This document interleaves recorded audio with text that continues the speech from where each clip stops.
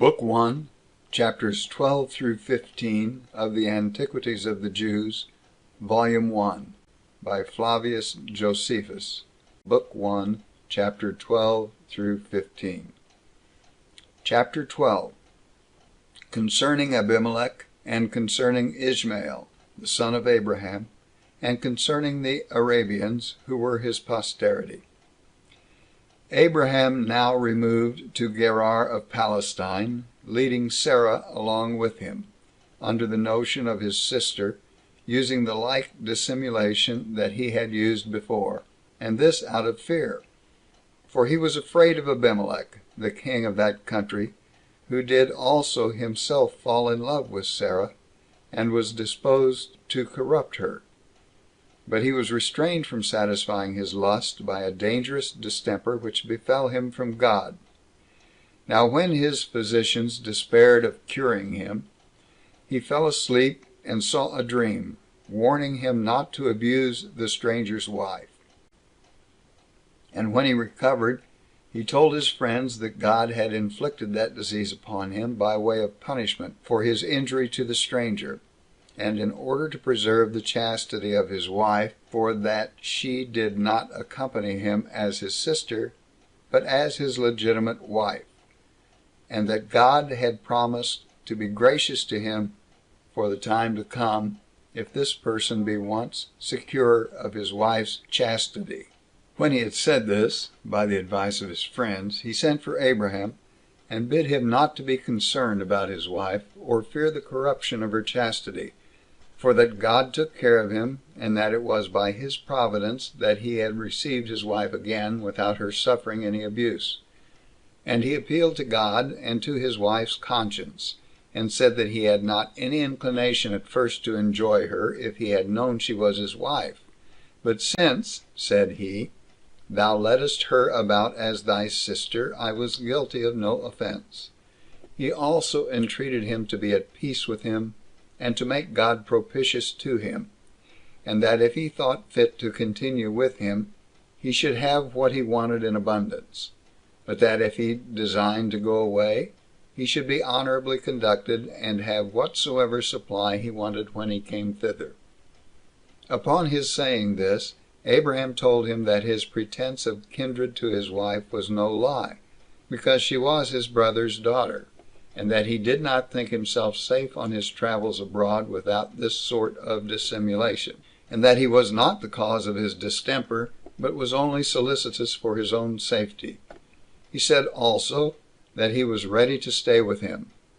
Whereupon Abimelech assigned him land and money, and they covenanted to live together without guile, and took an oath at a certain well called Beersheba, which may be interpreted, the well of the oath, and so it is named by the people of the country unto this day. Now in a little time Abraham had a son by Sarah, as God had foretold to him, whom he named Isaac, which signifies laughter.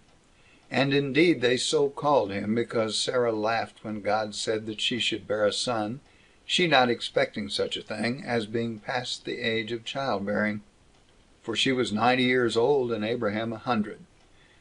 So that this son was born to them both in the last year of each of those decimal numbers, and they circumcised him upon the 8th day, and from that time the Jews continue the custom of circumcising their sons within that number of days.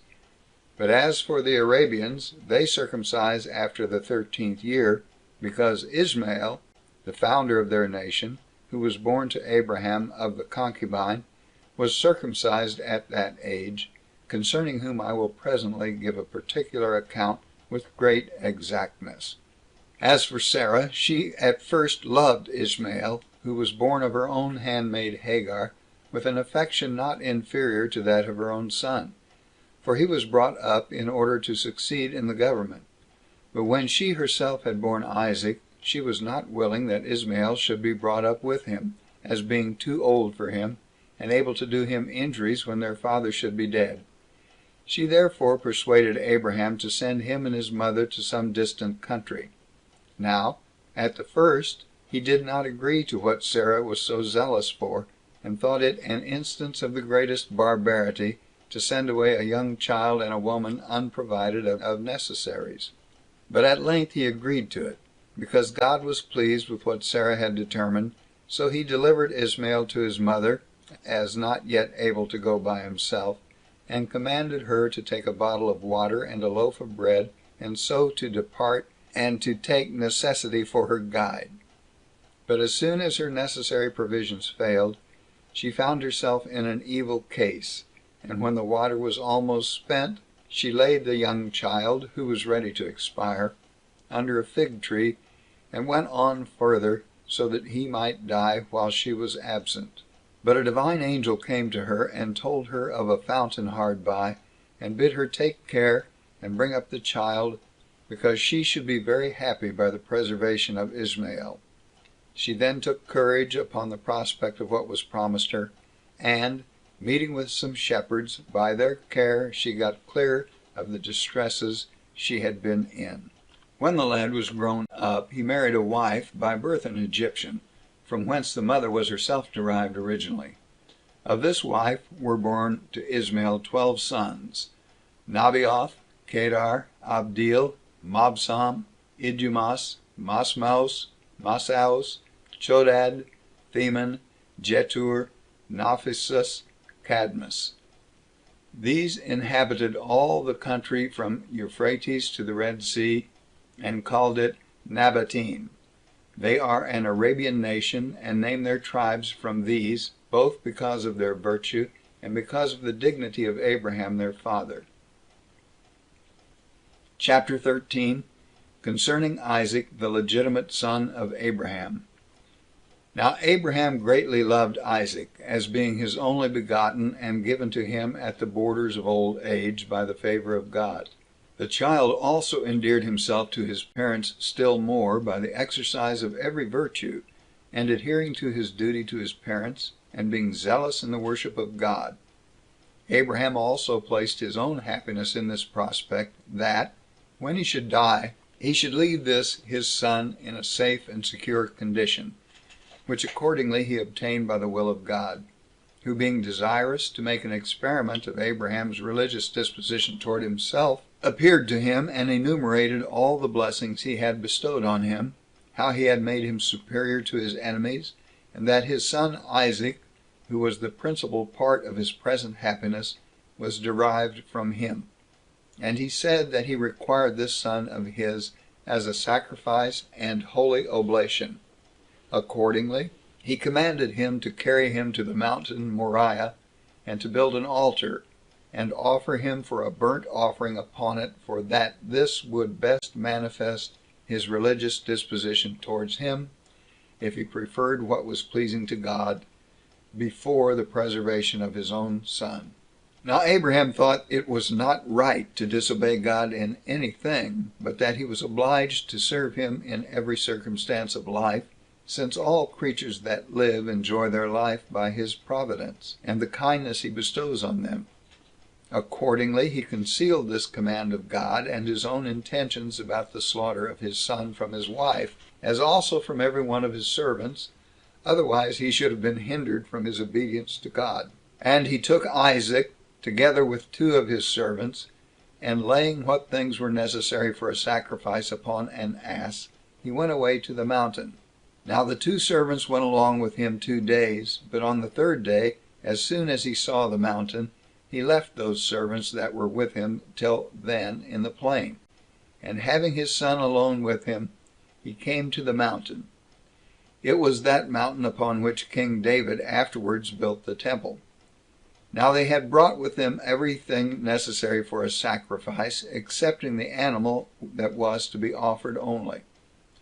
Now Isaac was 25 years old, and as he was building the altar, he asked his father what he was about to offer, since there was no animal there for an oblation. To which it was answered, that God would provide himself an oblation, he being able to make a plentiful provision for men out of what they have not, and to deprive others of what they already have, when they put too much trust therein. That therefore, if God pleased to be present and propitious at this sacrifice, he would provide himself an oblation. As soon as the altar was prepared, and Abraham had laid on the wood, and all things were entirely ready, he said to his son, O son, I poured out a vast number of prayers that I might have thee for my son. When thou wast come unto the world, there was nothing that could contribute to thy support for which I was not greatly solicitous, nor anything wherein I thought myself happier than to see thee grown up to man's estate, and that I might leave thee at my death the successor to my dominion. But since it was by God's will that I became thy father, and it is now his will that I relinquish thee, bear this consecration to God with a generous mind. For I resign thee up to God, who has thought fit now to require this testimony of honor to himself, on account of the favors he hath conferred on me, in being to me a supporter and defender.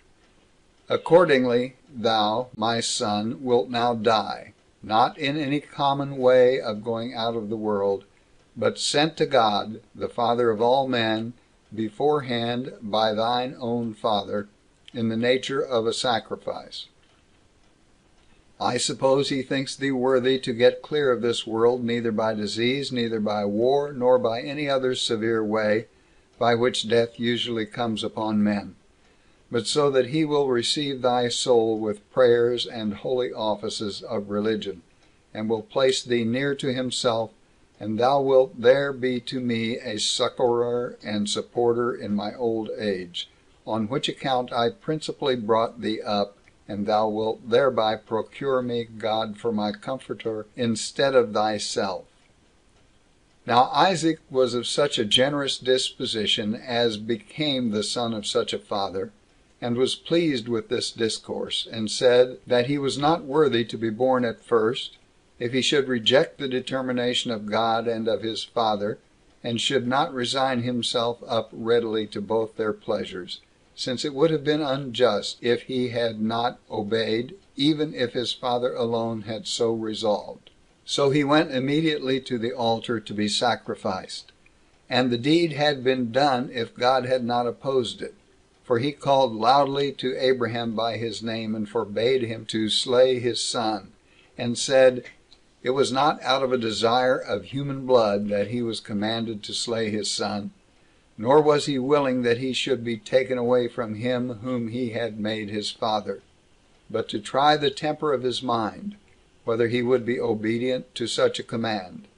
Since therefore he now was satisfied as to that, his alacrity, and the surprising readiness he showed in this his piety, he was delighted in having bestowed such blessings upon him, and that he would not be wanting in all sort of concern about him, and in bestowing other children upon him, and that his son should live to a very great age, that he should live a happy life, and bequeath a large principality to his children, who should be good and legitimate. He foretold also that his family should increase into many nations, and that those patriarchs should leave behind them an everlasting name, that they should obtain the possession of the land of Canaan, and be envied by all men. When God had said this, he produced to them a ram, which did not appear before, for the sacrifice. So Abraham and Isaac, receiving each other unexpectedly, and having obtained the promises of such great blessings, embraced one another. And when they had sacrificed, they returned to Sarah, and lived happily together, God affording them his assistance in all things they desired. Chapter 14. Concerning Sarah, Abraham's wife, and how she ended her days. Now Sarah died a little while after, having lived 127 years. They buried her in Hebron, the Canaanites publicly allowing them a burying place, which piece of ground Abraham bought for 400 shekels of Ephron, an inhabitant of Hebron. And both Abraham and his descendants built themselves sepulchres in that place. Chapter 15. How the nation of the troglodytes were derived from Abraham by Keturah. Abraham after this married Keturah, by whom 6 sons were born to him, men of courage and of sagacious minds, Zambran, and Jazar, and Medan, and Madian, and Josabak, and Sus. Now the sons of Sus were Sabbathan and Dedan. The sons of Dedan were Latusim, and Assur, and Luam. The sons of Madiau were Ephes, and Ophran, and Anak, and Ebidas, and Eldus. Now, for all these sons and grandsons, Abraham contrived to settle them in colonies, and they took possession of Troglodytis, and the country of Arabia the Happy, as far as it reaches to the Red Sea.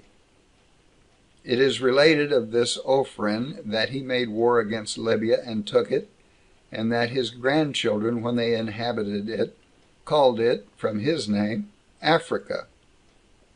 And indeed Alexander Polyhistor gives his attestation to what I here say, who speaks thus: Cleodemus the prophet, who was also called Malchus, who wrote a history of the Jews, in agreement with the history of Moses, their legislator, relates that there were many sons born to Abraham by Keturah.